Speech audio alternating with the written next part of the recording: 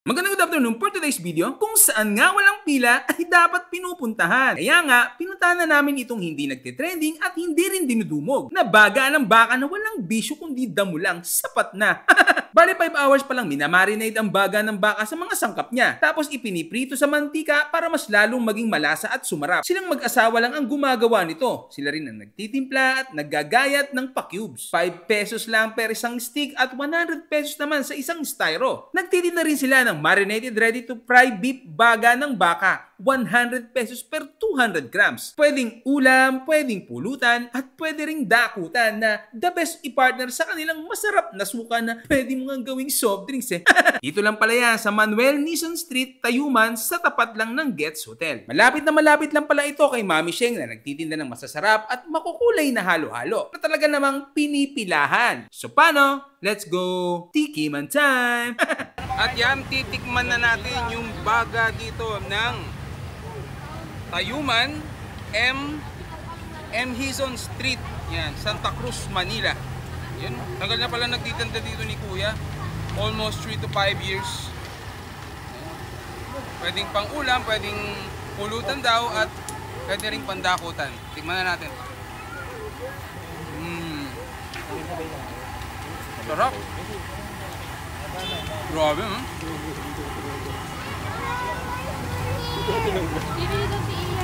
Oh, ito natin. Sarap.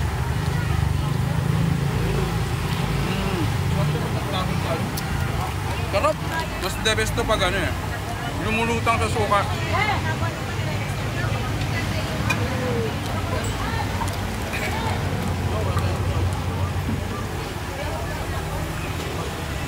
Pwede nyo rin chopstickin. Grabe. Masarap din siyang iulam. 100 pesos lang. Napakadami na. Ilang grams to, Kuya? Bali yung sa styro ko, maabot ng 170 to 180 grams. 170 to 180 grams. Dami na.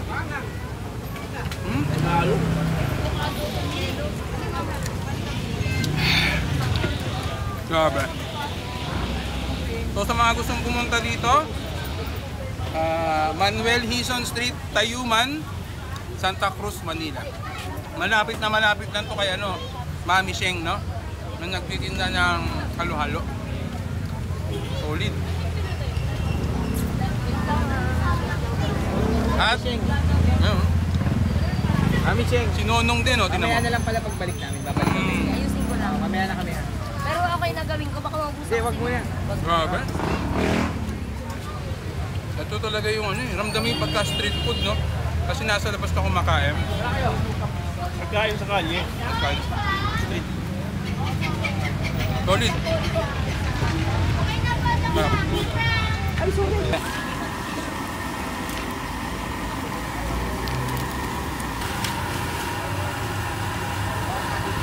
Order na ako, sir. Kunyari, sir, sa'yo. Sir, order na po ako.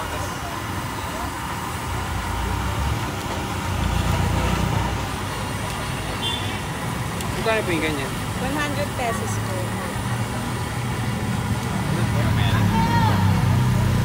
Pwedeng ulam. Pwedeng gawing kanin. Pwedeng ulam, pwedeng pulutan. Ayun.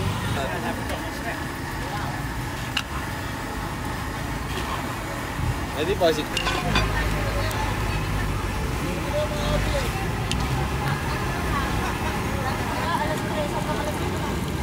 Malapit nga ako, bro. Ngayon kasi marami na.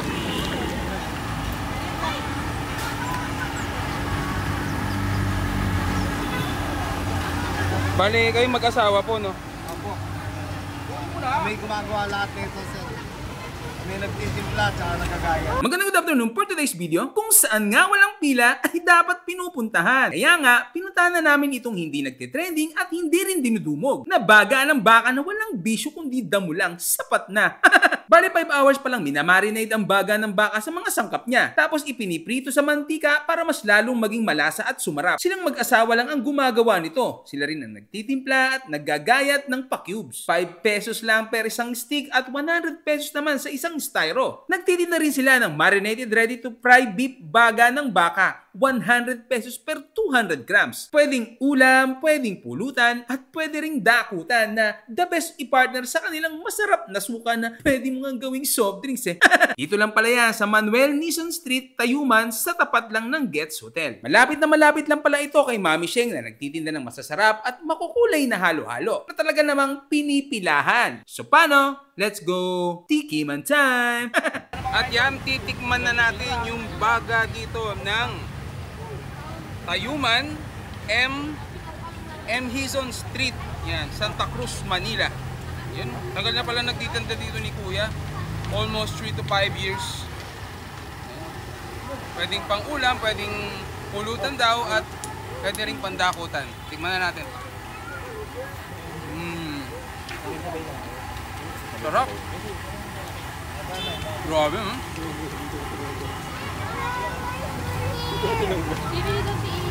Oh, ito natin. Sarap.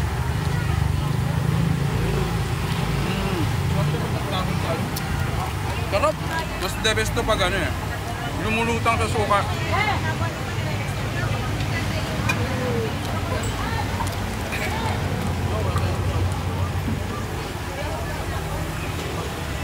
Pwede nyo rin chopstickin. Grabe. Masarap din siyang iulam. 100 pesos lang. Napakadami na. Ilang grams to, Kuya? Bali yung sa styrofoam, umabot ng 170 to 180 grams. 170 to 180 grams. Dami na.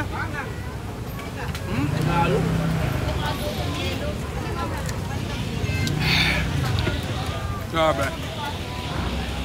So sa mga gustong pumunta dito, Manuel Hizon Street, Tayuman, Santa Cruz, Manila. Malapit lang to kay ano, Mami Sheng, no? Na nagtitinda ng halo-halo. Solid. At Mami Cheng, si Nonong din, oh, mamaya tinan mo. na lang pala pagbalik namin, babalik kami. Ayusin ko lang. Mamaya na kami ha. Pero okay na gawin ko, baka mabusa. Hindi, wag mo yan. Grabe. Ito talaga yung ano eh, ramdam mo yung pagka street food, no? Kasi nasa labas na kumakain. Nagkain sa kalye. Pagkain street. Solid. Ay, sorry.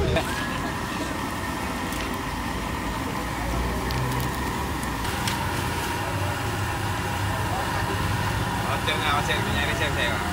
Sir, order na po ako.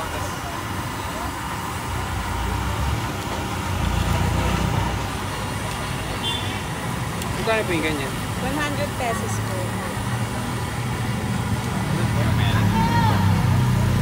Pwedeng ulam. Pwedeng gawing kanin. Pwedeng ulam, pwedeng pulutan. Ayun.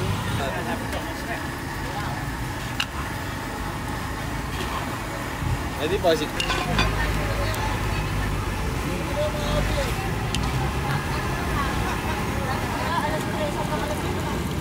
Malapit nga ako, bro. Ngayon kasi marami kami.